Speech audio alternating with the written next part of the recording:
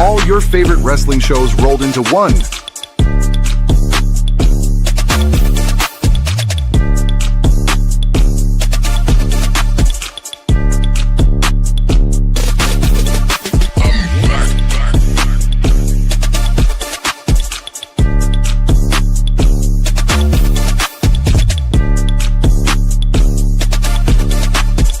Welcome to the We Book It podcast. Let's start the show.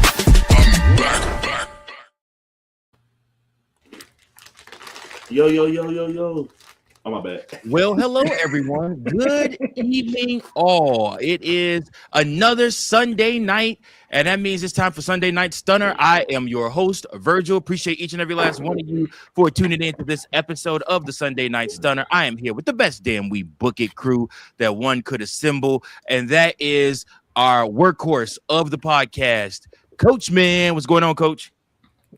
Hello, everybody. Good to see you all again. Happy Sunday. Hope you all stayed safe from the storms that hit town this past weekend. Or not this past weekend, just this past week. I know it was kind of scary time, so I hope you all are doing okay. What's going on, Teddy Lemon Pepper Stepper? How you doing, brother? I'm doing great. You know, it's Sunday. I got this drink in my cup.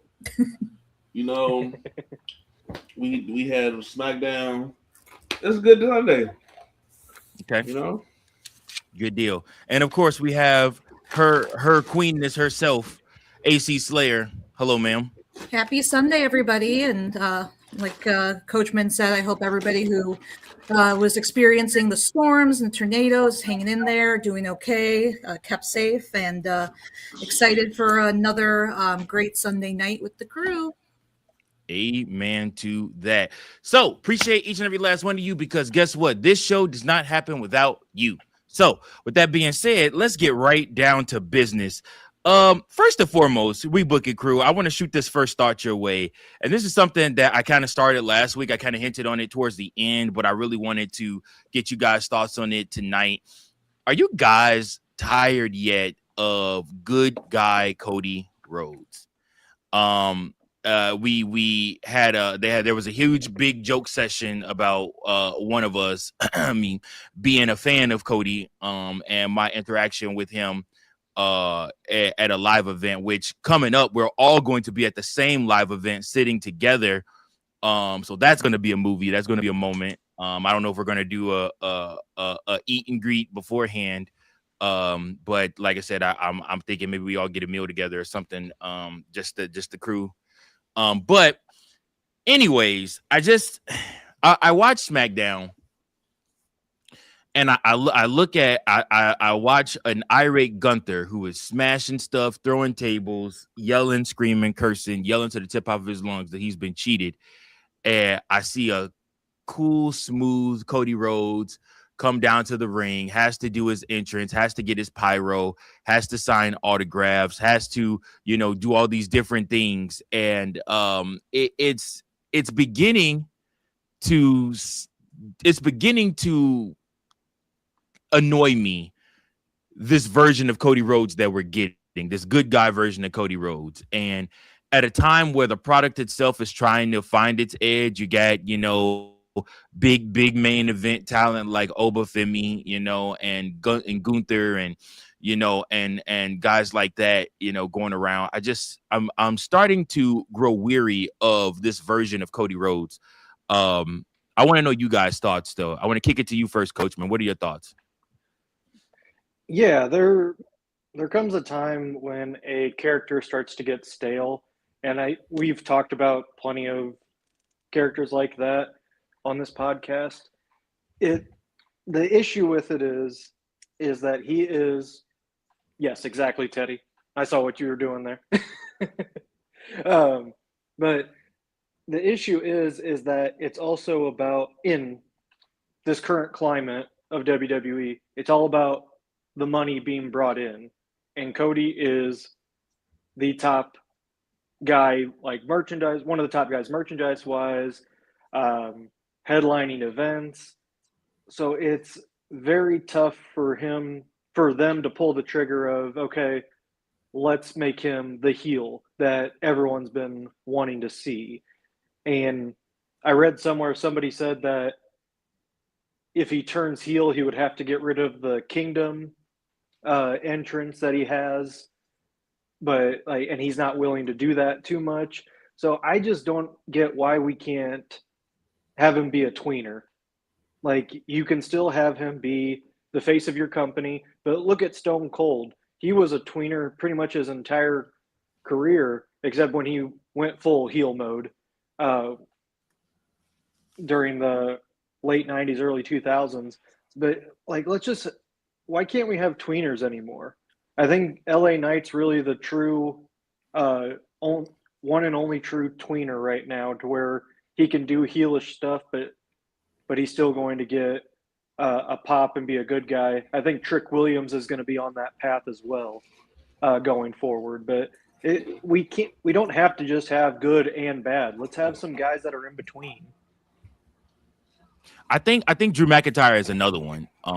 Even though they really wanted to paint him as a heel, Drew, to me, I think is the best tweener we got, because him and Kevin Owens, everything they did made sense. Everything. From the fact that Kevin Owens hated Cody Rhodes because Cody Rhodes still took up with Jey Uso and still was, and then became partners with Roman Reigns to help him fight against the Bloodline after everything the Bloodline did to Kevin Owens and tried to ruin his career. Roman Reigns ran that man over with a damn golf cart. All right. Mm-hmm. Like I said, I believe full on that Kevin Owens has every right and privilege to say it's on site every single time I see Roman Reigns. There's a couple people out there that it should be on site every single time they see Roman Reigns after how he tortured them. Dom Mysterio, he threw that man out the ring, and literally you didn't see Dom land. Like, you just saw him go out the ring like how Uncle Phil used to throw Jazz out the house. Like, literally, just all you saw him was fly over the ropes. It's on site. You know, like I said, obviously, you know, with Kevin Owens and what he did to him, Sami Zayn, it should be on site, but Sami Zayn has already, you know, made his peace with the Bloodline and is technically in their good graces, even though he's not doing anything with them right now. But I mean, it's a couple people it should be on site, and most importantly, with his own family, it should be on site. You know, which is another topic, because I like where Solo and where Solo and Jacob are going with this whole thing, and I'm curious to see where that leads, but I'll let Teddy talk about that maybe a little bit later. Anyways, back to the whole Cody Rhodes thing. I am growing bored of Good Guy Cody. Teddy, what are your thoughts? As far as the tweeners go, I mean, the biggest tweener is Roman Reigns, because Roman can do whatever Roman wants to do. He can still cheat. He can have the Bloodline involved. He can tell you, acknowledge him, and still talk about you, and you're gonna love him. But with Cody Rhodes' character, I mean, it's one of those things that, is this a TKO hold or is this a WWE hold as far as him going heel with things? I wouldn't mind seeing another heel run of Cody Rhodes, because I liked his work when he was dashing Cody Rhodes. That was some of his best heel work. Or when he was with Legacy, that was some good heel work. What else? Like, I think right now he has to run this reign that he does, because and another good tweener is Seth Rollins, because whether we like him or hate him, we're still going to chant his song no matter what. Like, people are going to sing his shit. But as far as anything else, like, you gotta have your legitimate faces of things, and that's like when I did the John Cena reference. Like, John Cena was a face through some of the craziest heels that were ever known to mankind, and he could have easily went heel, but it was like they needed that one definitive person that isn't going to go heel even when he should go heel, or any other things, and that's what Cody Rhodes right now. But I honestly feel like we only got maybe like another year left of it, just with how things will go, because just like I seen in that, like, the segment on Friday when Sammy talked about it, he's like, everybody in that picture that celebrated you has came either for the title or is not friends with you right now.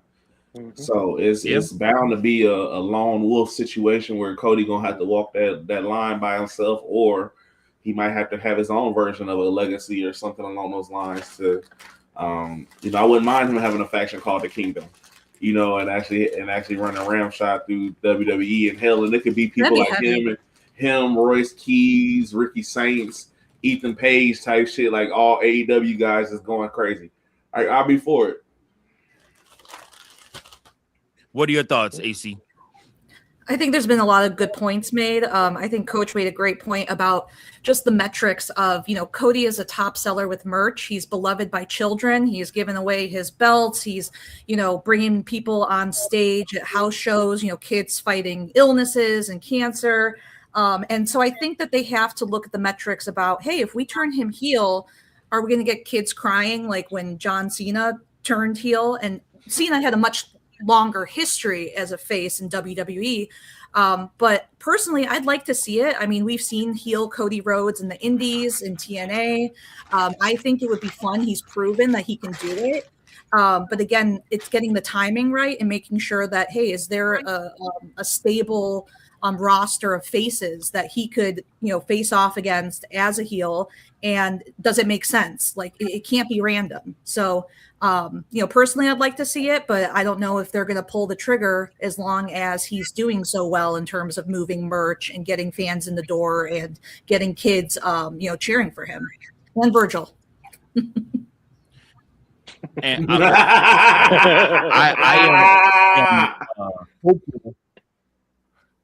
I am hopeful that after the Street Fighter movie comes out, that they do make the move. I know it's going to mean a lot to them to have him be WWE champion going into that going to the movie premiere for Street Fighter and everything like that. But I need them to move past this love affair with Cody. I know he's QB1. I know he is the man, the top guy in the company. I mean, like I said, Roman Reigns can say what he wants, but WWE Championship is over the World Heavyweight Championship, and we know that. So, I mean, Cody is the guy in the company, and I mean, that's fair, because Roman is right behind him as number 2, and he's doing great with it. I know he would be pissed to hear somebody say he's number 2 right now, but I mean, it's the truth. So, but I look at this and I just say to myself, that I just want something fresh from Cody. I want him. Like Coach said, I don't even necessarily know that I want him to turn heel. I just want to see more of an edge out of him.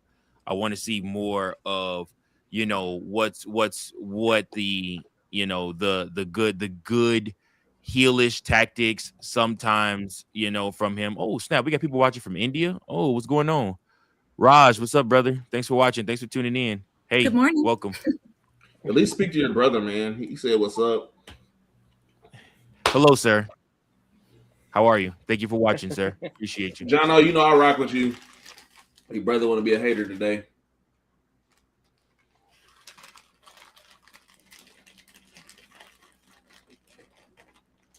And every day. But yeah, like I said, I want to see something different from Cody. I think, I was actually hoping Cody was going to turn heel and he would prove Drew McIntyre and he would prove Cody Rhodes. I mean, he would prove Drew McIntyre. He would prove, all the rest of those guys right, when they were saying, like I said, that he's a phony. Like that's your angle right there that could take you through a whole year of Cody Rhodes, is him being proven to be a phony. This whole good guy acting that he has, it's just that. It's an act. It's something to move merch, to make him the top guy and to keep him, at this top spot. And I think we've seen hints of that in certain matches. It's like, I think about that match with KO and, when, his mom was there and he's holding up the steps and he's like, should I do it? Should I do it? And part of me was like, yeah, do it. I think, there's hints there that, there is like Virgil, like you said, like, hey, maybe it's an act. Maybe there's some edge to him in there if he can get it out.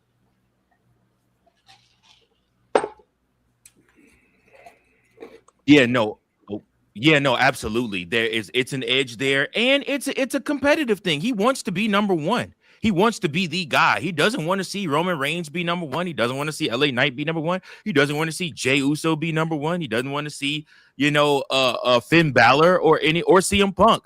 I think CM Punk is going to be the one to push him to his breaking point, though. I think CM Punk will be the one to pull that out of him, which I think CM Punk is on his way back to the company. And the rumor is that he is going to move to SmackDown when he comes back to WWE, which we will speak on that topic a little bit later. But any last thoughts about the Cody Rhodes thing? This is something we're going to be monitoring in a constant subject, especially on SmackDown Lowdown with Teddy Long, because we want to make sure that we keep eyes on Cody Rhodes and the subtle changes that we're beginning to see in him. Any other thoughts, anybody? All right. Well, folks, at this time, we're going to move right along and we're going to do who to watch for in wrestling. If I can find it. Yeah. Searching the globe for the best in wrestling. It's who to watch for in wrestling featuring Coach.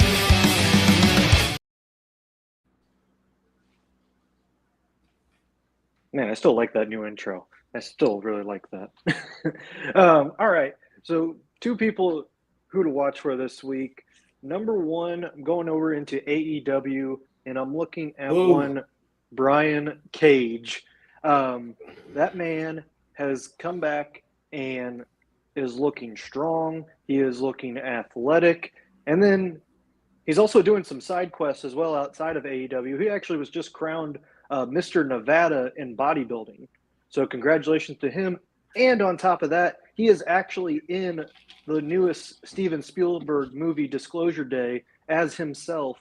So he is doing wonderful things. I expect a big push coming for Brian Cage because he has looked great since his return just a couple weeks ago.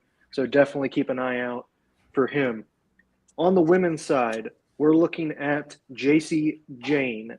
Now, the rumors are coming through that a lot of people are saying it's going to be Charlotte and Rhea in SummerSlam. According to Fightful, it is actually looking like Jacy Jayne versus Rhea at SummerSlam. So it is possible that we see Charlotte go for the women's world title instead of the women's WWE title. Oh, please. So that would be a nice little... Please. That would be a nice swerve there in that direction. So we'll see what happens there, but expect that storyline with Jacy Jayne and Rhea to really start picking up, or at least starting this week on SmackDown, and that's who to watch for this week in wrestling. Searching the globe for the best in wrestling. It's who to watch for in wrestling featuring Coach. I'll be watching for one of those people.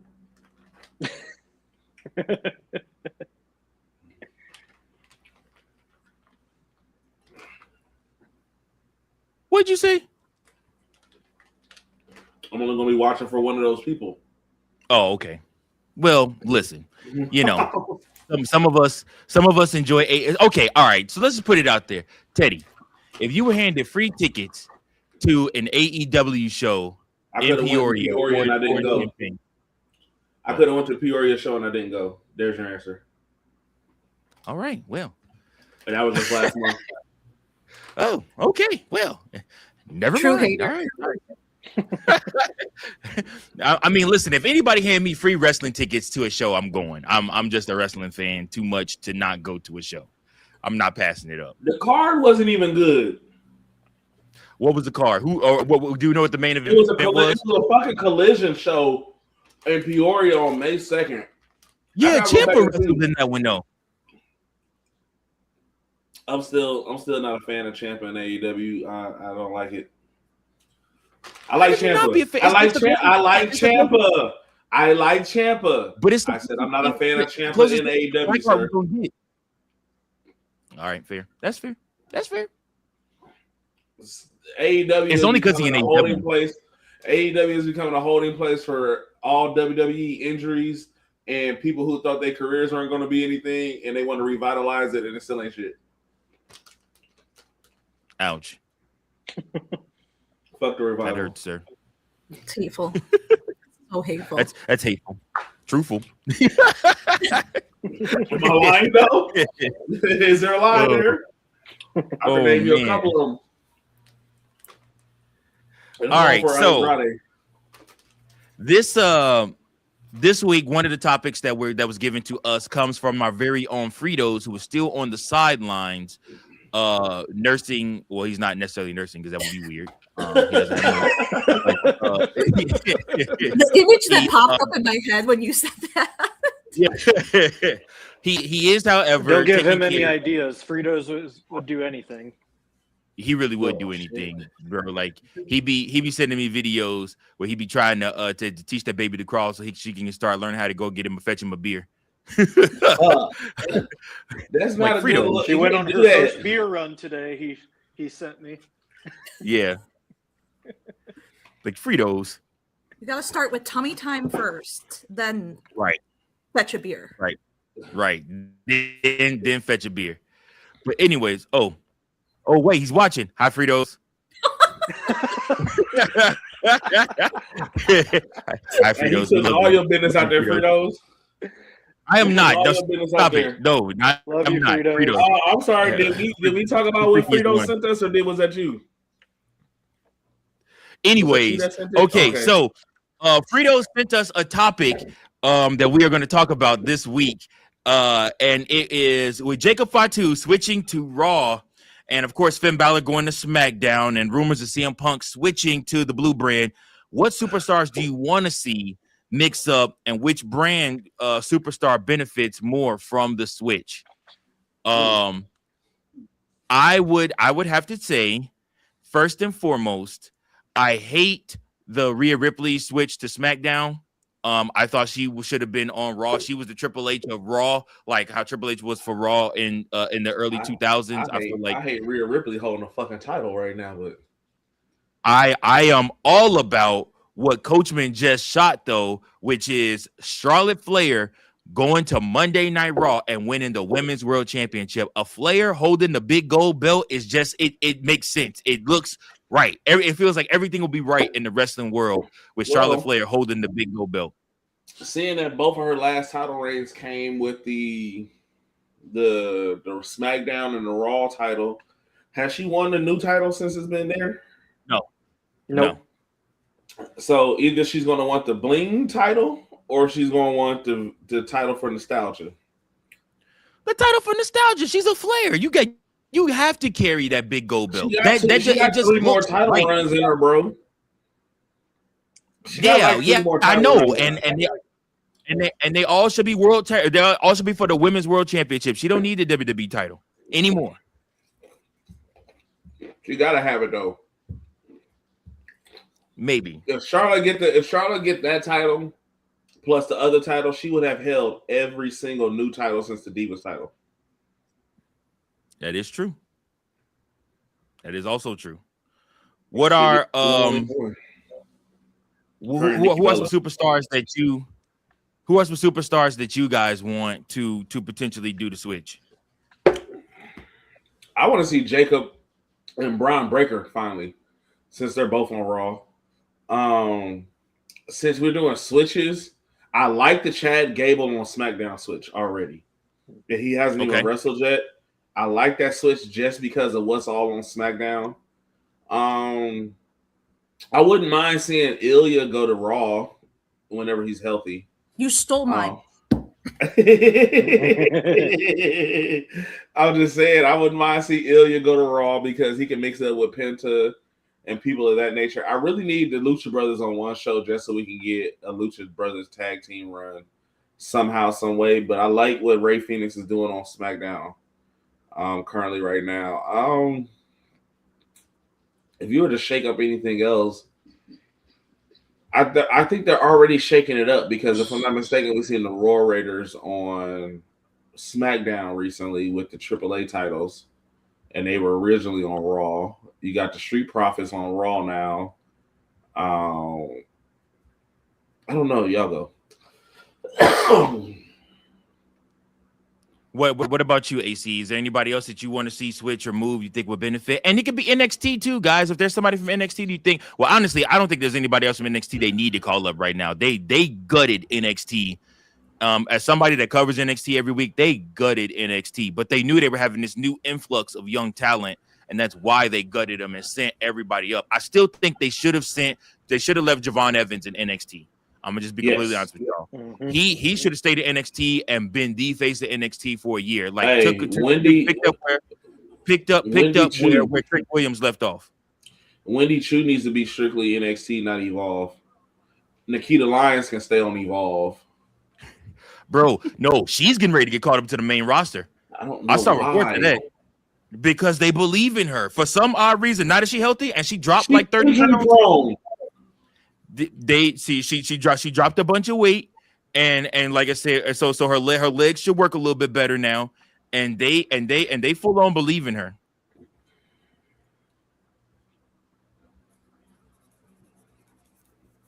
I guess Teddy is stuck and he don't believe in her.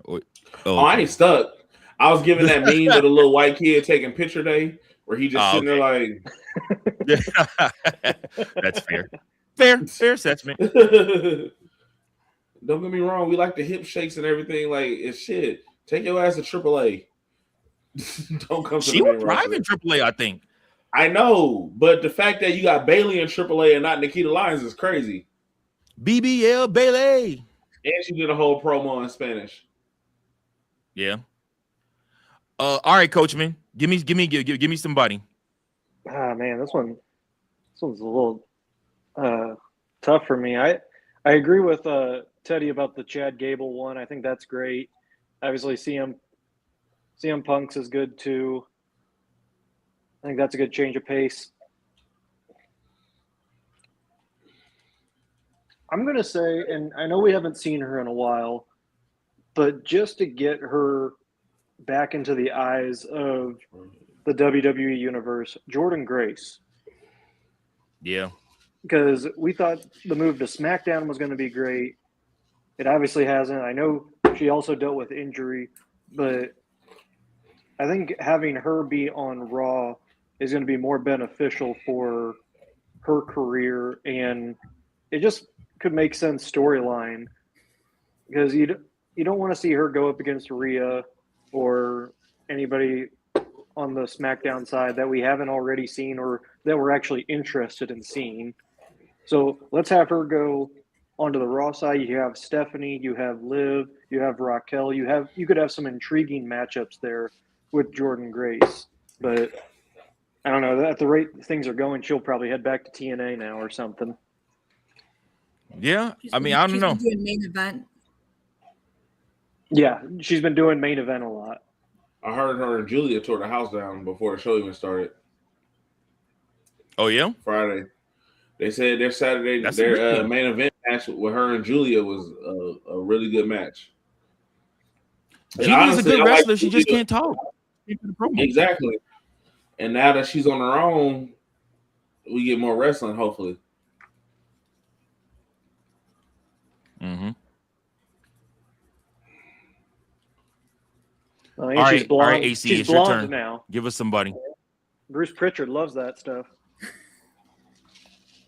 Well, Teddy took I think the pick that came to mind first in terms of seeing Ilya go to Raw, because I think there could be some good matchups there. But kind of thinking about, we saw already like Finn making the move.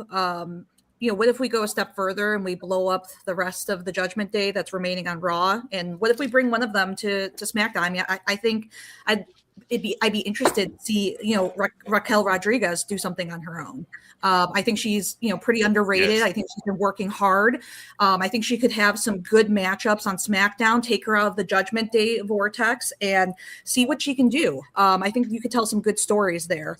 Have her beat Rhea Ripley, please. Yes, yeah, like let's finally see it. Like let's see it. And you know, I think she put on such a great show at Elimination Chamber.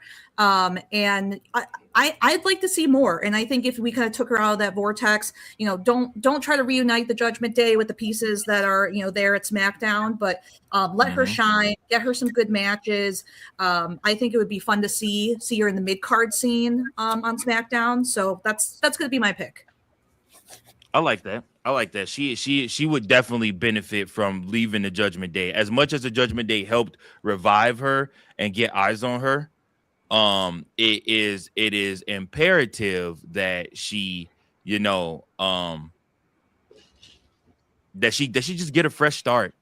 Like I said, that it's time. And I think if you give her a chance and with the start. right creative, she could really shine. Yeah. Agreed. 1000% agree. She should have been facing Liv for the World Heavyweight Championship, for the Women's World Championship. Thank you. Yep. Thank you.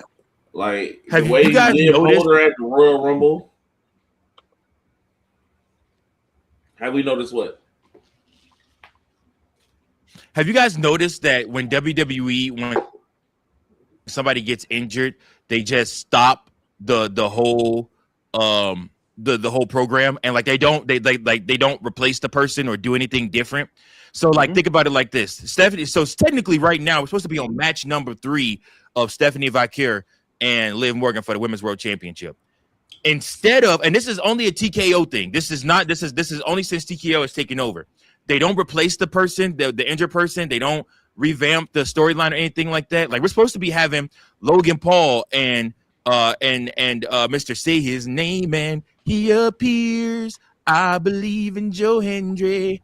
Literally, I haven't seen Joe Hendry on Raw television in the longest of time.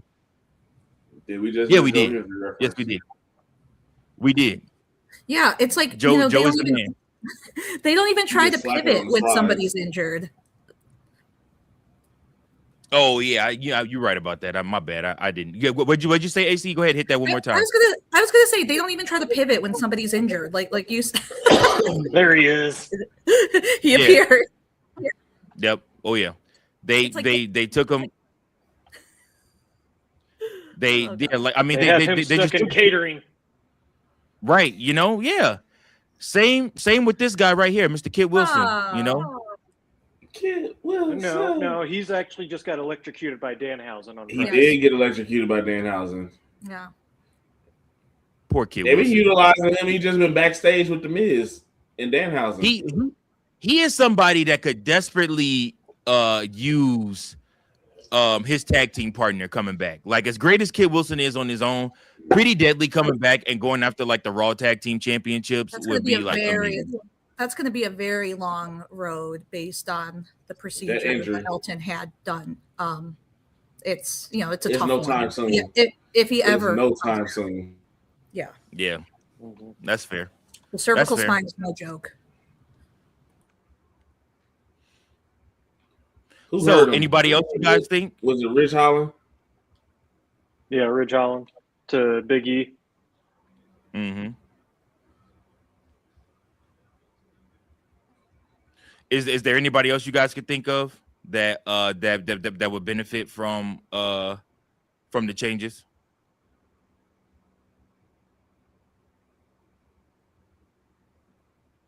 Not off the top of the head. I mean, we can have a change of Tozawa going on a release list. Yeah, Tozawa and Otis both need to be released. I mean, because them and that's gonna Maxine get free Fritos segment going. is going to be crazy. Like As soon as boring. And that's another thing. Logan Paul was supposed to be, I think storyline wise, but people know Logan Paul I think is married and got a kid though, right? Yes, we So, all know like- he's married and got a kid. So like you could do the storyline where like he's dating Maxine or whatnot. But that's why it was supposed to be Austin Theory doing it. That's Well, what they- was well, they been need to talking run to it. her. It hasn't They stopped haven't creative been- from have running you those not been kind of paying attention? storylines before. They haven't came out with it, but they've been running a storyline backstage with shit. Yep. See, I told you, you done Yeah. made Fritos mad. Bye, Fritos. Sorry, Fritos. Toodles. It's the true Fritos. Come on, you know Otis Take is it back better about served. Otis. Listen, I'll tell you what. Otis should go to AAA. He would thrive in AAA right now. Him and Tozawa, yeah. Both of them in AAA would thrive right now. They would be amazing. All right, so let's move along, guys. We will get to that next, but right now, what we need to do is it's time for us to find out the Slayers picks of the week. Are you ready to slay?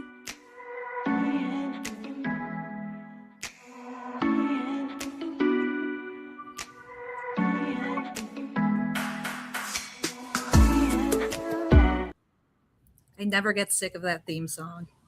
All right, let's get into it. The Slay list for this week, ending in June 14th, 2026. Let's start out with number 5. I know this is going to make some people mad, but I'm going to say let's go to AEW, the Orange Cassidy versus Andrade match.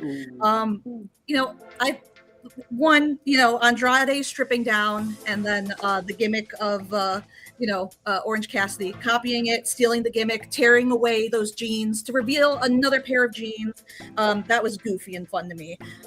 Overall, I thought the match was quick. It was quick paced, it was high flying, and I think Orange Cassidy always shines when you have him facing off against a bigger or a bulkier guy. And eventually, Andrade did come out on top.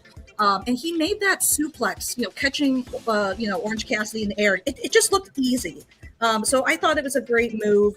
And Andrade came out on top. So that's my number 5 pick from Backyard Wrestling. Number 4, let's move on to NXT. I am going to pick Mason Rook versus Naraku, a.k.a. Evil. I don't know if you guys are like anime fans, but Naraku always reminds me of the bad guy in Inuyasha. So, just kind of, whatever. But these are 2 veterans that have experience way outside of the performance center, that they've been working on their craft. They've been wrestling all over.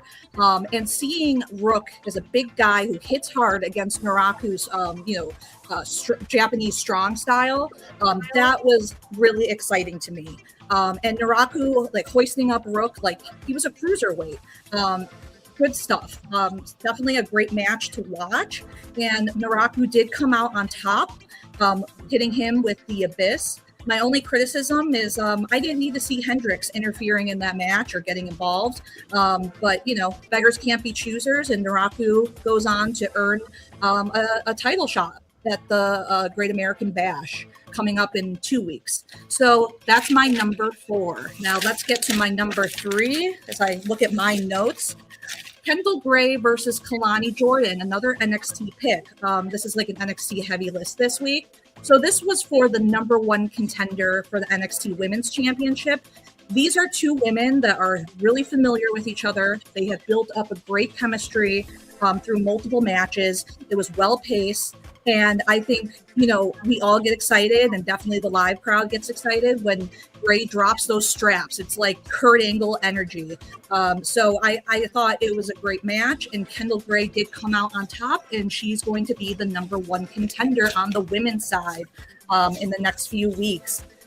Number 2, I have selected Penta versus Rey Mysterio earlier this week on Monday Night Raw. This match had a lot of buzz once it was announced. We've got 2 amazing luchadors.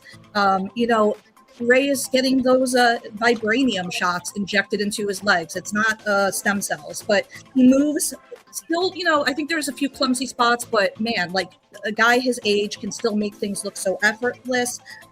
They did have, some great moments in terms of high flying, showing off really the luchador style. The crowd was into it. And I think in some of these shows recently, sometimes you get some quiet crowds. So I was glad to see everybody giving them their flowers. Penta did retain with a Mexican destroyer. So it was a great match for the Intercontinental Championship. And really just, seeing those 2 together, we're checking off some boxes here. So good stuff. Now let's get to number 1. Okay, so another luchador pick. My number 1 pick of the week, Rey Fenix versus Axiom for the AAA Cruiserweight Championship. It's wonderful to see the AAA championship highlighted on WWE TV. I think it is really going to elevate this and bring more eyes to AAA, and they're doing amazing work there. So I'm glad that this was featured. Now, as we know, Rey Fenix did win the AAA Cruiserweight title at the Noche de los Grandes, and seeing it defended on SmackDown once again against Axiom was a great matchup. I think the beginning of the match started out, with smooth moves. There was tons of high flying, as we expect in the Lucha Libre style, but it transitioned into a more physical match as it went on. I think, once again, it's a well-deserved spotlight for Rey Fenix. I think we were wondering for a while, what is WWE going to do with him? And I think, it was a great, matchup to be featured. I think he's got great things in his future. He did come out on top with the Mexican Muscle Buster. So that is my number one pick of the week. This was my Slay list. If you don't like it, make your own. All right. Thank you, AC, for your Slay list. Coachman, what are your thoughts and your grade for the Slay list this week, sir? I didn't know what you were going to put at number one because I originally thought Penta versus Rey Mysterio was going to be number one. And then you brought that up and I was like, oh, duh. Of course. It was a tough one. Yeah. I was like, duh, why not? 1 through 4, I thought were perfect. Number 5, I'm going to be honest, I was not a big fan of that match. I agree that was pretty goofy, but I think technical wise, it wasn't the best. I'm going to go one different for you. I think Swerve versus Brody should have been number 5, but that's just based on what I thought. Ooh. I respect your. I respect number 5. So that was a really good match between those two. Teddy is not allowed to comment on AEW picks. I'm just saying. I respect Coach's opinion. AEW, okay. I don't watch it frequently because I don't never know what I'm going to get weekly. There's no consistency in AEW weekly. There's no storyline. That's fair. There's no build up. It's like they could have been like, where the fuck is Kenny Omega at? Huh? Where the fuck is Adam Hangman Page at? Huh? Because those are the other missing keys to the championship outside of Jon Moxley, and he ain't even worried about the championship right now. And I ain't watched AEW in 2 months. Well, last time I watched it is when Darby lost. But other than that, I mean, I ain't lying. Where's Jack Perry at? Real glass. What Coachman, did you give your thoughts on it? Yes, I did. I gave her an A. All right. Gave her an A. What about you, sir, Teddy Long? I don't like how What would you grade it? What would you give her? Just go ahead and tell her what you rated. Tell her. I give her a B+. Only because I don't watch why? AEW. No, but other than that, like, I honestly like her picks, especially the Rey Fenix one. Like, I talked about it on the SmackDown Lowdown Friday. I love the fact that we got to see a AAA title defended on national television, like a USA Network at that. Like, even though they're on Fox and they're on YouTube, like, to see it on USA Network, bro, like, I was thoroughly pleased. And I'm like, the fact that you got a fast ass Spaniard and a luchador, because luchador is always tied to Mexico, but the fact that Axiom is one of the anomalies of a Spanish man who can actually move like a luchador, like, you got great work with that, and they had really good chemistry together, so I liked it. I didn't get to see any of the other matches, the Kalani Grays, because I don't get to watch NXT like that. But other than that, I like the list. You're missing out. You're not watching NXT because I host Who's Next to NXT, and let me tell you guys, it's a lot going on in NXT right now.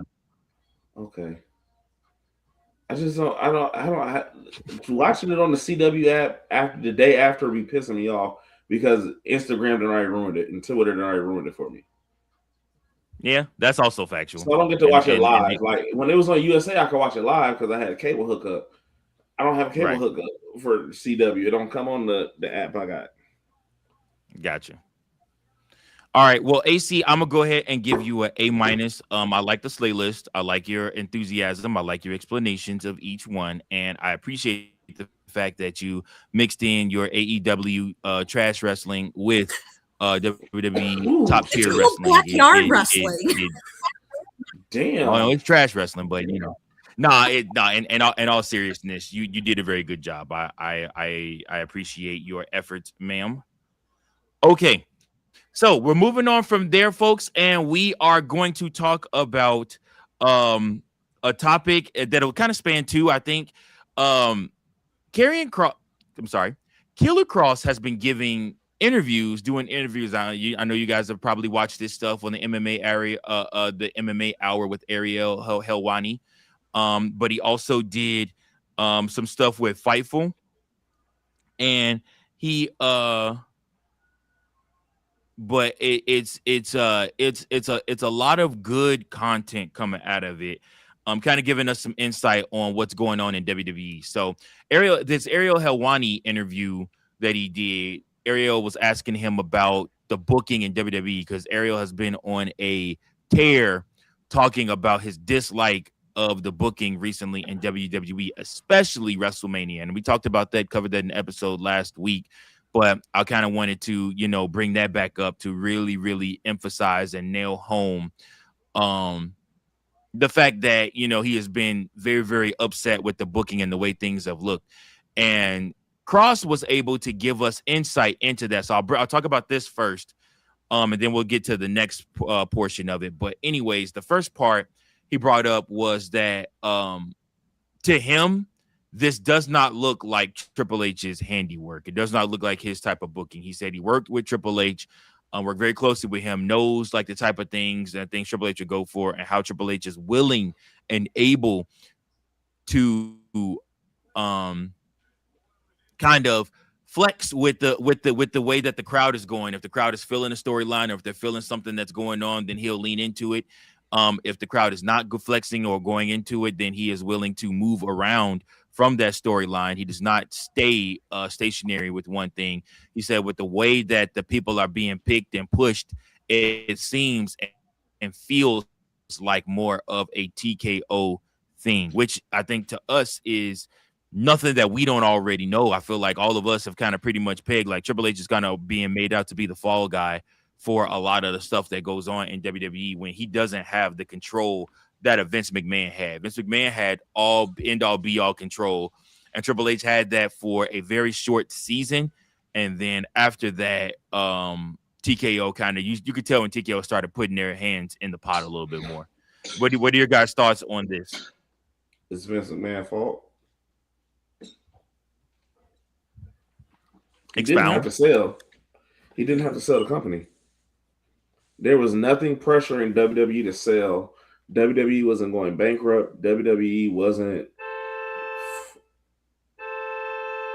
falling off the face of the earth or anything.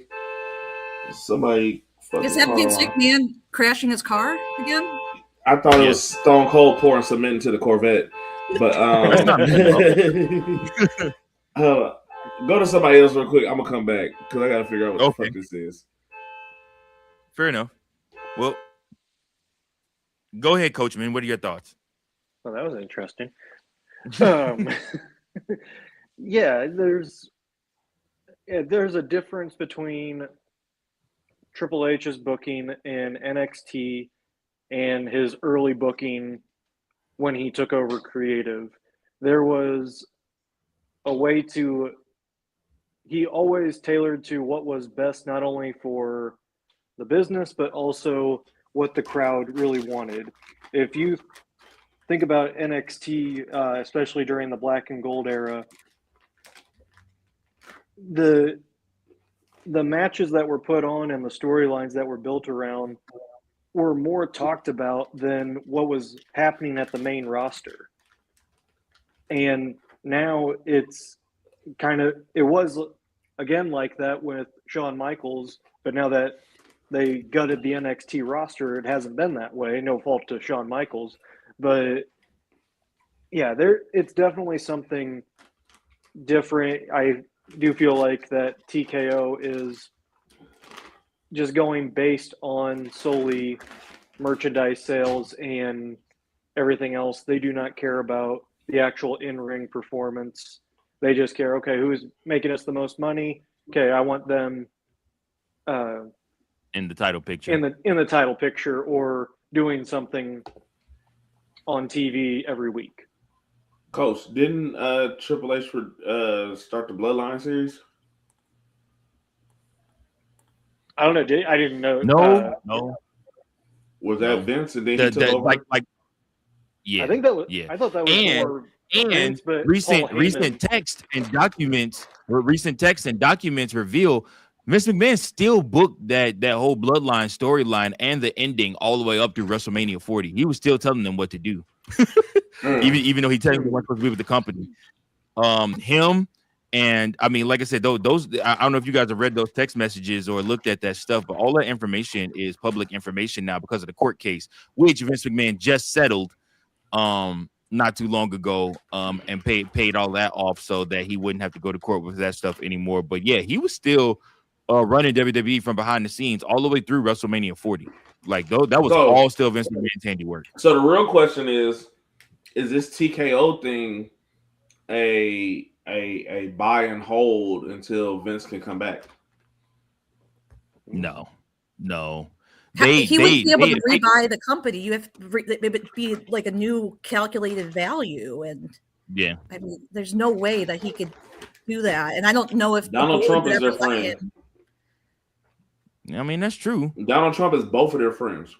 Yeah, but you would still have to get the board to vote on it and get. What is it? What would we really be surprised if somehow, some way, Vincent Kennedy McMahon can come back and buy his company back? I would not spend as much as we think he should spend. It's a stockholder and a board decision, and I don't think he's going to be able to get the money that it's valued at now. Not to mention Ari Emanuel has already come out and said he will never sell his company back to Vince McMahon. Oh, like he totally did the 180 on Vince after all that stuff started coming out about Vince and his sexual deviances and all the things that he was doing in the company. He already came out and said that he would never sell the company back to him. And Vince McMahon will never be allowed back into the company. He's not coming back, not under any type of role or anything like that. Like, these dudes really turned on Vince after all that stuff went down, which hurt Vince. And that's why you don't see Vince or Shane in WWE. And that's why you won't see Shane get inducted into the Hall of Fame, because Shane is still very much so connected to his dad. And WWE and TKO especially want to distance WWE away from Vince McMahon as much as possible. Yeah. So yeah, no, you won't see any of that. So the next part of this is Kross went on and did something with Fightful where he was talking about Roman Reigns, and shout out to Coach for having this topic be a part of it. But the thought process behind Roman Reigns and he basically said something to the extent, Coach, if I'm not mistaken, I'm paraphrasing here a little bit, is like Roman Reigns like don't try to work him, he'll sniff you out. Like basically Roman Reigns is very smart. He's like the quote goes like this: when I did speak with him, the few spurring times, I found them to be very meaningful. I have a tremendous amount of respect for him as a human being and a professional. He's super cool. The thing about him, don't try to work him. Be cool. He'll sniff you out. If you're cool, if you're authentic, you guys will get along. You try to work that guy, it's not going to be good for you. What do you guys think? And Coach, I'm gonna lean on you for this one. What do you guys think he meant by all of that, and what was he trying to say? For me, go ahead, Teddy. Sorry. No, my bad. I was talking out loud. I thought my mic was muted.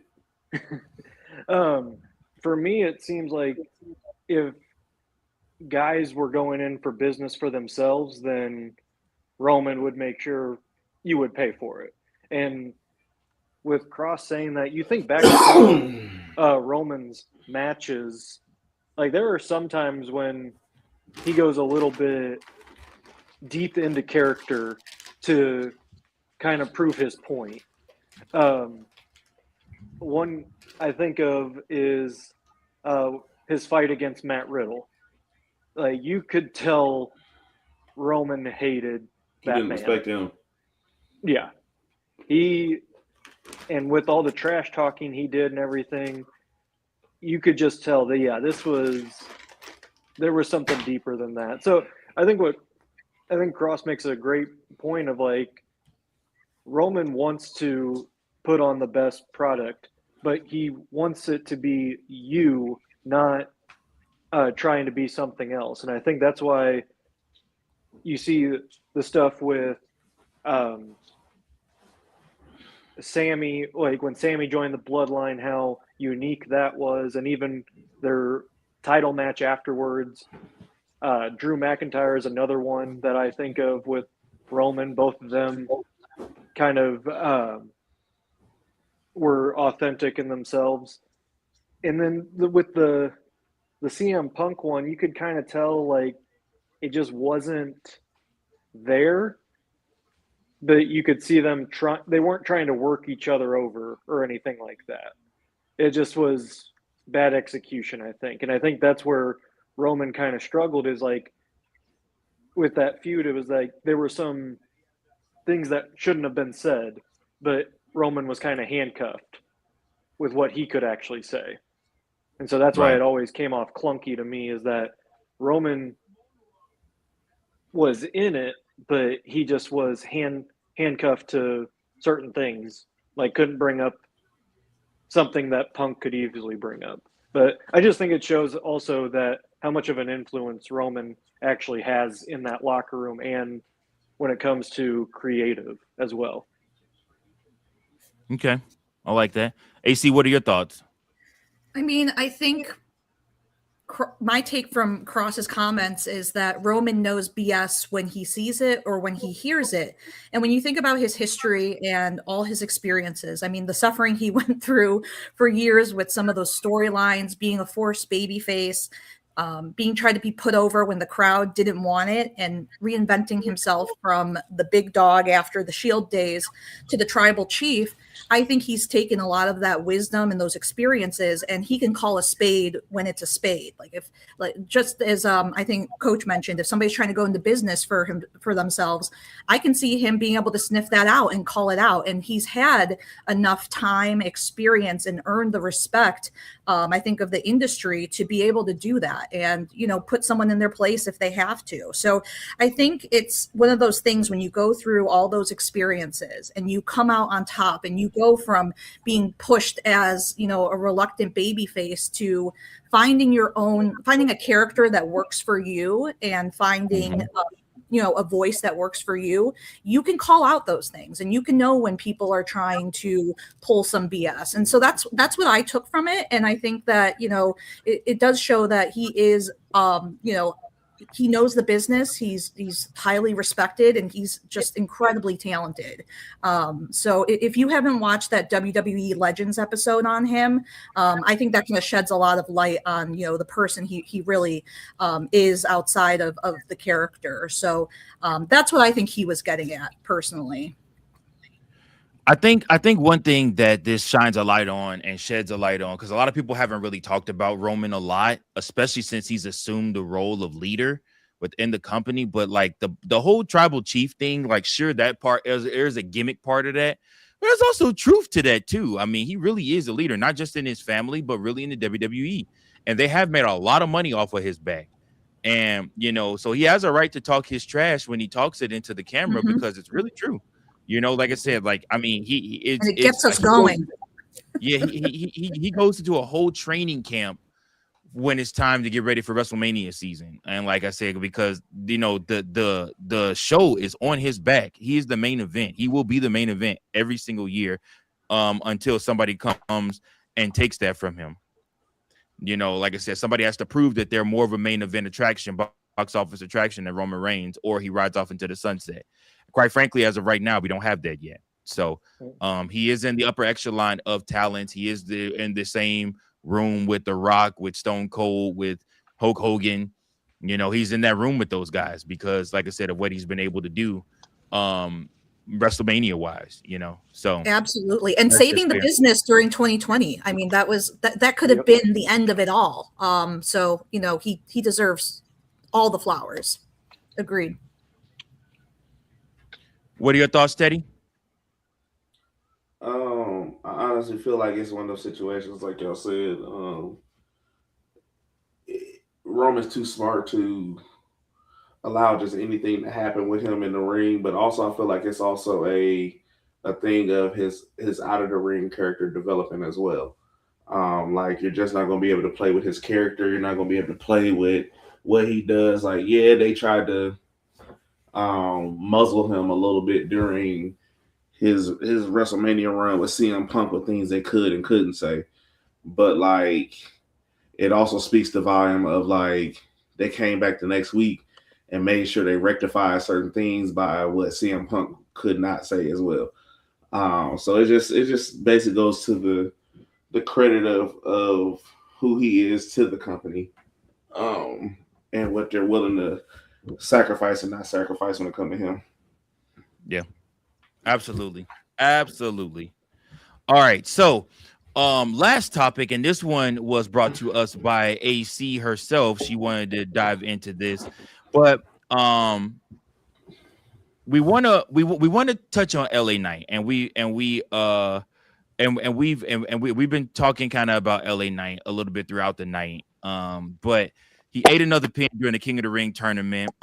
And I think AC and a lot of other people want to know just what exactly is WWE doing with LA Knight. Now, one thing I did want to add was there was a I don't know if it was a tweet that was shared in our wrestling group chat that we all have. But it was like LA Knight. It showed LA Knight being pinned. It showed Finn Balor being pinned, and I forget who the third person was. It showed being pinned, and it was like the name of the group should be the Unchosen Ones. And I thought that was fantastic. Like, I would love to see a group of people come together and say, we are the ones. Yeah, but it was a third person too, I feel like. No, I would personally. It was just those two. It was just those two. Oh, it was just those two? Okay. Yeah, well, Drew McIntyre is done with Highlander. I'd put him in it. Like I said, he's not a forgotten one because he gets his title. That man held that title for a month and a half from Cody, and it was happy with holding it. And happy with holding it. He got to defend his title in his home country. Okay, he is good. Like I was saying, it was a here nigga damn. It wasn't okay. We believe in you. It's your time. It was a here damn. Stop fucking crying. But how many times? But out of all the situations, not every champion that they have is we believe in you. Oh, it's this. Sometimes it's like, here, we're gonna test it out, see how it is, and that's what we're gonna go with. Drew McIntyre deserved better. I mean, you can disagree if you want to, but I believe he would deserve better. But I also know he had to go film a movie. But I definitely think Drew McIntyre deserved to walk into WrestleMania WWE champion. What are you guys' thoughts on LA Knight and what he has going on? Hey, but you can add Damian Priest to that group too. I don't buy Damian Priest. Like I don't love Damian Priest. I think he's a good utility. I think he had his time. I think his best days. Like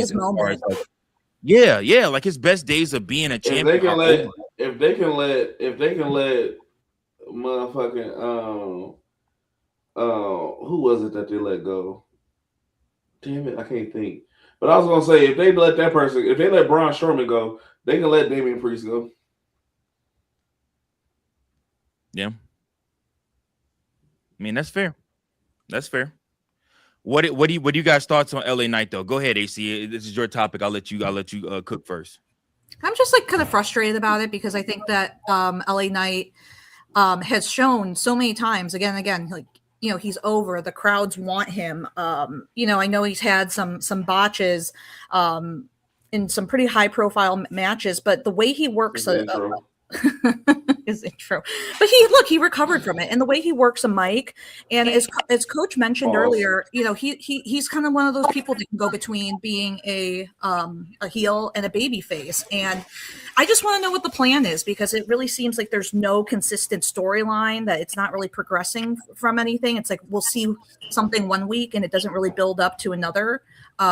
And I think that, you know, he still has so much to offer. And I just want to see something that makes sense. I want to see something that, you know, highlights his strengths. Because I think if you give him the chance, you know, we could have a really good program. So I'm a little frustrated. I want to see better for him. Yeah. What are your thoughts, Coachman? Yeah, it's just frustrating how that King of the Ring match went. I think we all unfortunately saw that coming, but us having false optimism, just really thought it would be different. But yeah, and LA Knights even talked about it on interviews recently, of how he's getting frustrated, how like he feels like that he's being overlooked. And then Finn Balor, who really hasn't had a proper singles run since he won the very first Raw championship, Universal. and then he had to relinquish it because of injury. And that was, you wouldn't even consider that one a real run. That was just, hey, he got it done. Oh, but he's hurt now. Fuck you, Seth Rollins. So it is very frustrating. And I think that if they form that group, it would be genius, and I think the crowd would be behind it. Sure. I agree too. Teddy, you've been having a lot to say. What are your final thoughts before we close out? Fuck you, Seth Rollins, for hurting Finn Balor. But I don't know what it is, because it seems like every time we want to push LA Knight, it's like he falls in that category where we want to push him. But when you got a champion like Seth Rollins or Roman Reigns, you're like, shit, how do we take the title off of them to LA Knight? Like, how do we do that? And it's hard to just write that, because then he has to carry that shit. Yeah. And is the crowd still going to stay with him after he gets that title? Or is it going to be, we're going to give him a couple pops here and there, and then what is it? Because what the real question is, do we see LA Knight as main event talent? Like, for real. To be that champion, especially the world champion or the undisputed champion, who do we see as a main event player to hold them titles? Because do we see LA Knight as that person? I mean, if they could give it to Jey Uso for a couple months, I'm just saying. But Jey Uso got a fire that his storylines tie into so much more than just him being a singles run champion. LA Knight is just LA Knight. He ain't never been in a tag team. He had a couple singles titles as far as the US title, but when he was in NXT, we knew him as a fucking image consultant.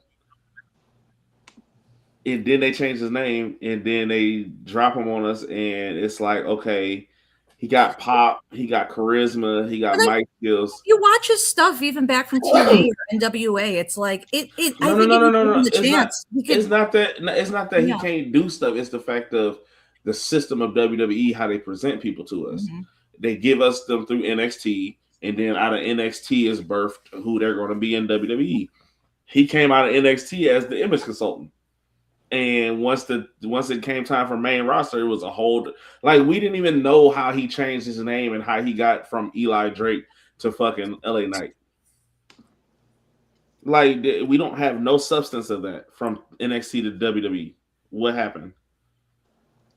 It was actually Max Dupree. Yes, he was Eli Drake in TNA and Indies and NWA. But Max Dupree, even like, it's like, what do we know of? So yeah, I mean the origins of LA Knight. He walked onto the scene during COVID, in NXT, and he took NXT by storm. But when you think about it, The real reason they never put a championship on LA Knight, especially not the world title, and the reason they probably won't is because of his age, which sucks because he's around the same age as Cody Rhodes, as Damian Priest, as Roman Reigns, as guys like that. But those guys are established WWE talent. He is a traveler. He has been summoned everywhere. It's probably the same reason why you'll never see Finn Balor hold the world title or the WWE title. They'll get close. They'll get opportunities, they'll get matches, but they just won't ever win the big one unless WWE decides to do something flip-flop. But now with TKO controlling the world title pictures on both shows, you won't see either one of those guys, Finn Balor or LA Knight, ever win the world championship. I'm very confident in saying that. Maybe a tag title, maybe an Intercontinental Championship, maybe a United States Championship.